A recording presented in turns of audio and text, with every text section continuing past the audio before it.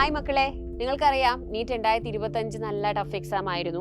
അപ്പോൾ ഒരു മെഡിക്കൽ കരിയറൊക്കെ ആഗ്രഹിക്കുന്ന മക്കൾ കുറേ പേരൊക്കെ ഇപ്പോൾ ഗിവ് അപ്പ് ചെയ്യാനുള്ളൊരു മൈൻഡിലാണ്. അയ്യോ എക്സാം നല്ല ടഫല്ലേ, അത് ഞാനൊക്കെ പഠിച്ചാൽ കിട്ടുമെന്ന്.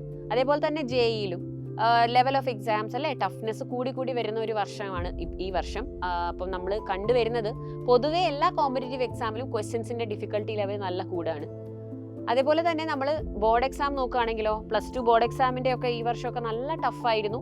റിസൾട്ട്സിലും അതേപോലെ തന്നെ അതുകൊണ്ട് മാറ്റങ്ങൾ ഉണ്ടായിരുന്നു. അപ്പോൾ ക്വസ്റ്റ്യൻസിൻ്റെ ഡിഫിക്കൽട്ടി ലെവൽ രണ്ട് രീതിയിൽ മാറുകയാണ്. കോമ്പറ്റേറ്റീവ് എക്സാം ആണെങ്കിലും, അതായത് എൻട്രൻസ് ആണെങ്കിലും, നിങ്ങളുടെ ബോർഡ് എക്സാം ആണെങ്കിലും എക്സാമിൻ്റെ ഡിഫിക്കൽട്ടി ലെവൽ കൂടി വരികയാണ്. അതിൻ്റെ അർത്ഥം നമ്മൾ ഇനി അത്ര സില്ലി ആയിട്ട് ഇതിനെ കണ്ടാൽ പോരാ. നമ്മുടെ പഠനത്തെ നമ്മൾ കുറച്ചും കൂടി സീരിയസ് ആയിട്ട് എടുക്കണം. കുറച്ചും കൂടെ നല്ലൊരു പ്ലാനോട് കൂടി പോയാൽ നമ്മൾക്ക് ഇതെല്ലാം മാനേജ് ചെയ്യാം. കാരണം ഓരോ വർഷം കൂടുന്തോറും കോമ്പറ്റേറ്റീവ് എക്സാംസിൻ്റെ ഡിഫിക്കൽട്ടി ലെവൽ കൂടി വരും, കട്ട് ഓഫുകൾ കുറഞ്ഞു വരും. അതേപോലെ എന്താ പറയുക, അത് എഴുതാൻ പോകുന്ന കാൻഡിഡേറ്റ്സിൻ്റെ നമ്പറും അതുകൊണ്ട് വളരെ റെസ്ട്രിക്ഷൻ ആവാനുള്ള സാധ്യതയുണ്ട് in the future. Why? Because it's not going to be everyone's cup of tea. അപ്പോൾ അത്രയും അധികം ഈ ഒരു ഫീൽഡിലേക്ക് വരാൻ ഒരു ഡോക്ടർ അല്ലെങ്കിൽ ഒരു എഞ്ചിനീയറൊക്കെ ആഗ്രഹിക്കുന്നവർക്ക് വേണ്ടി മാത്രമായിട്ട് ആ ഒരു ലെവലിലേക്ക് ഇത് പോകുന്നുണ്ട്. അപ്പോൾ എനിക്ക് മക്കളോട് പറയാനുള്ളത്, നിങ്ങളിപ്പം ഇത് പഠിക്കാൻ തുടങ്ങിയപ്പോൾ നിങ്ങൾ വിചാരിച്ചിട്ടുണ്ട് ഞാൻ ഇതിനൊപ്പം തന്നെ എനിക്ക് രണ്ടും പഠിക്കണം എന്ന് ആഗ്രഹമുണ്ട്, പക്ഷെ എങ്ങനെ പോകണമെന്ന് അറിയില്ല. നീറ്റ് എക്സാമിനെ കുറിച്ച്, ജെഇ എക്സാമിനെ കുറിച്ച് വലിയ ഐഡിയ ഇല്ലാത്തവരുണ്ടാവും. അതായത് എന്താണ് നീറ്റിൻ്റെ പാറ്റേൺ, നീറ്റിൻ്റെ എലിജിബിലിറ്റി ക്രൈറ്റീരിയ എന്താണ്, ഏജ് ലിമിറ്റ് എന്താണ്, ഏത് രീതിയിലാണ് ക്വസ്റ്റ്യൻസ് വരിക. പിന്നെ നീറ്റിനെ സംബന്ധിച്ചിടത്തോളം ഇപ്രാവശ്യത്തെ NCERT, പുതിയ NCERT ഒരു ബുക്ക് റിലീസ് ചെയ്തു നിങ്ങൾക്കറിയാലോ. NCERT ബുക്കിൽ കുറച്ച് മാറ്റങ്ങളൊക്കെ വന്നിട്ടുണ്ട്. ആ മാറ്റങ്ങൾ ഏതൊക്കെയാണ്, അത് ബേസ് ചെയ്ത് നമ്മൾ എങ്ങനെ പഠിക്കണം. പിന്നെ സൈലത്തിൻ്റെ സ്റ്റഡി മെറ്റീരിയൽ ആണെങ്കിൽ പുതിയ സ്റ്റഡി മെറ്റീരിയലിലെ മാറ്റങ്ങൾ എന്തൊക്കെയാണ്, അത് ഞങ്ങൾ പർച്ചേസ് ചെയ്യണോ അതോ പഴയ സ്റ്റഡി മെറ്റീരിയൽ വെച്ച് പഠിച്ചാൽ മതിയോ.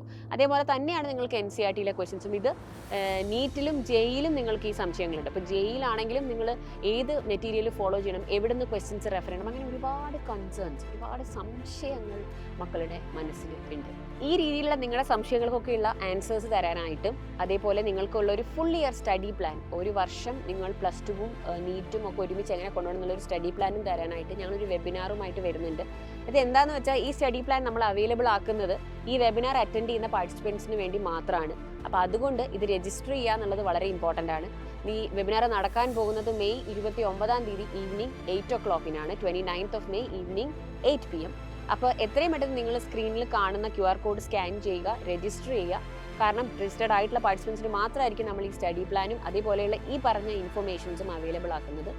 അപ്പോൾ ബേസിക്കലി മിസ് പറഞ്ഞ ഈ കാര്യങ്ങളൊക്കെ, അതായത് മാറുന്ന എക്സാം പാറ്റേൺ, എക്സാമിൻ്റെ എലിജിബിലിറ്റി ക്രൈറ്റീരിയകൾ, സ്റ്റഡി സിലബസിൻ്റെ ഡീറ്റെയിൽസ്, അങ്ങനെ ഒരുപാട് കാര്യങ്ങൾ, പിന്നെ നിങ്ങൾക്കായിട്ടുള്ള സ്റ്റഡി പ്ലാൻ, ഇതെല്ലാം നമ്മളിവിടെ ഡിസ്കസ് ചെയ്യും. NCERTയിലെ മാറ്റങ്ങൾ, അപ്ഡേറ്റ്സ് ഒക്കെ നമ്മൾ ഈ ഒരു വെബിനാറിൽ ഡിസ്കസ് ചെയ്യുന്നതായിരിക്കും.